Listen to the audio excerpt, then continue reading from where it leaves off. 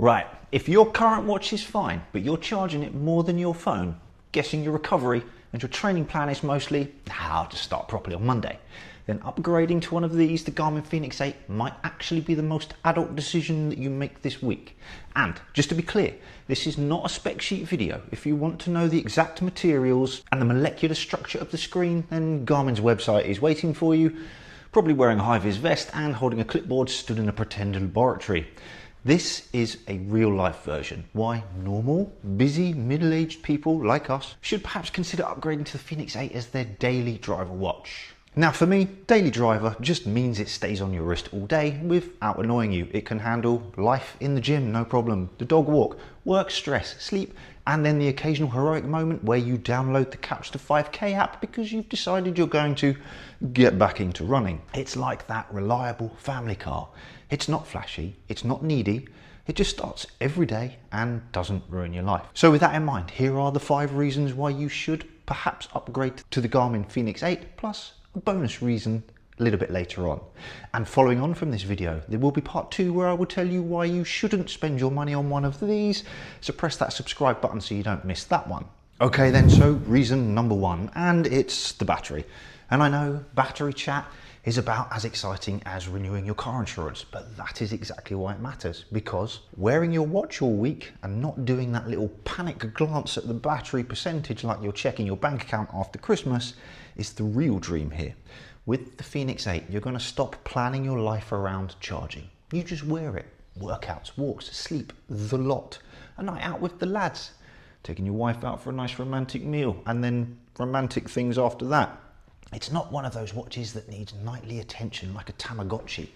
Man, that is an old school reference. Whose children had one or more of those? Or was it just mine? Anyway, you don't have to put it on a little puck and whisper to it, "There you go, mate. Rest up." And here's the thing, less charging means you wear it more consistently, and consistent tracking is what makes the data actually useful. Otherwise, it's like weighing yourself once a month and then wondering why nothing's changed. A quick side note here though as well, because this is where the daily driver thing really matters for me. Zoe and I, we've got another international trip coming up, lots of exploring, loads of steps, and we'll be using our tech properly, not just as expensive wrist decorations. And this is exactly why I like a watch like the Fenix 8, and you might too, because of long travel days, GPS and workout tracking, sleep, all of it, without me having to hunt for a plug socket like I'm in the airport Hunger Games. And if it can survive an international trip with us, then it's going to be able to survive your average Tuesday, which is a good thing. But which will I choose? This one, or will I stay with my Apple Watch Ultra 3? Reason number 2, it helps your training feel structured without turning you into a full-time athlete, because most of us, we're not training for the Olympics. We're training so our back doesn't go when we pick up a suitcase, and so we can walk up the stairs without our knees sounding like they are in fact a bowl of Rice Krispies. Anybody relate to that, or is it just me again? The Fenix 8 is great if you do a bit of everything. Being in the gym, walking, running, cycling, swimming, hiking. It's built for consistency, and it's not going to be shouting at you like an over-enthusiastic, newly qualified personal trainer going, "Let's go!" It's more like a calm, more educated, experienced personal trainer who quietly says, maybe don't go your hardest today because you've slept like an 18-year-old who has just got in from a night out clubbing and you've been drinking alcohol pops. It is basically the opposite of that voice in your head that goes, "Go on, smash it, you'll be fine." That voice, sometimes, as we get older more often than not, is in fact a liar. And reason number 3 then is recovery that helps you make decisions in real life, because when you're busy, recovery is usually the first thing to get ignored. We'll skip sleep, live on caffeine, I know that one, then wonder why our body feels like it's been hit by a bus. This will help you spot patterns like, oh, when I sleep badly, my training feels awful. It's surprising that, isn't it? And if the watch says you slept like a toasted crumpet, today is not the day to be attempting a new PB at your deadlift. Today is the day to move, do what you can, and not act surprised when your legs are a bit emotional about it. Sometimes, believe it or not, the most elite thing you can do is an early night. I know, it's painful, but it's true. And then reason number 4, this thing is built for real life, not just looking pretty. This isn't a delicate fashion accessory that looks traumatized every time you go near a kettlebell. You can wear it in the gym, you can wear it in the rain on holiday, skiing, snowboarding, jet skiing, in the garden, on a hike, and it doesn't feel like it's about to write a strongly worded email about your poor lifestyle choices. Also, it's got proper buttons on it, which are massively underrated, because when you're sweaty, cold, or you're mid-training session and your hands have the grip of a greased otter, or you're addicted to the chalk bucket when the workout program calls for 400-meter run intervals, you know who you are. A touchscreen just becomes an absolute nightmare.